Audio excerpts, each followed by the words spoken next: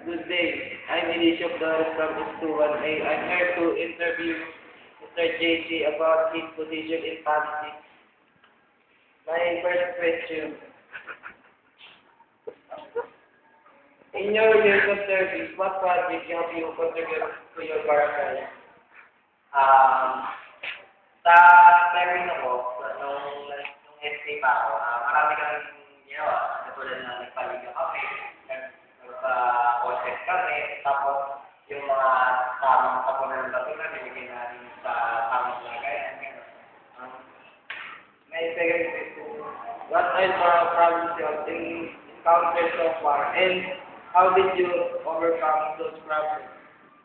Siguro yung pinaka-major problem na na-encounter namin is yung lack of budget.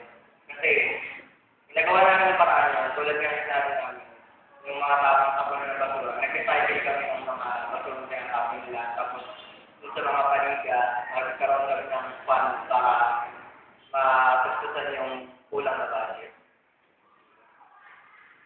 My third question. What did you choose to become a part of politics?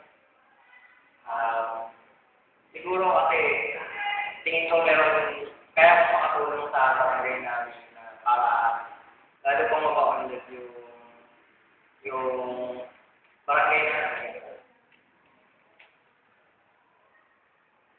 What can you say to Filipinos who have negative views about politics?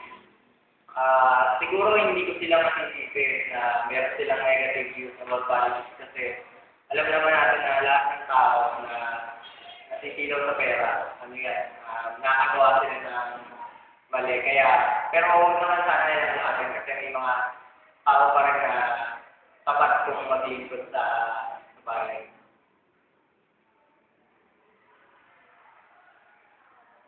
What can you share to youth being in your position?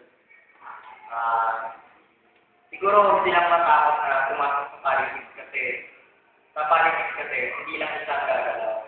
May sa politics merong parang group na hindi lang isa yung gagalaw, kailangan meron yung teamwork. Kaya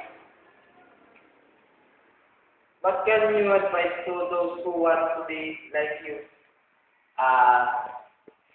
yun nga, tulad yung sinabi, huwag silang matakot kasi lalo na kung meron silang kakayahan, huwag nilang ikahiyan kasi talent nila yun sa kung gusto naman talaga sa'yo na mag-lingkod, why not, diba?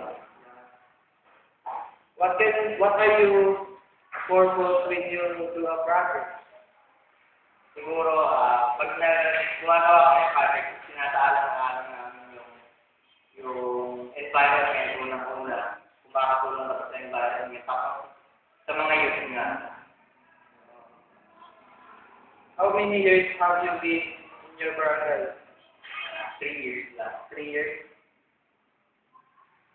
Are you happy to serve your people?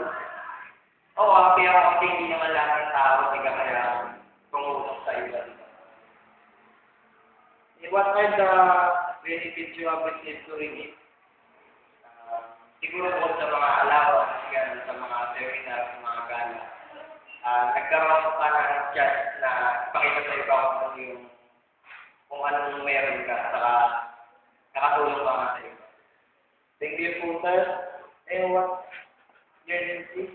JP Villarilo.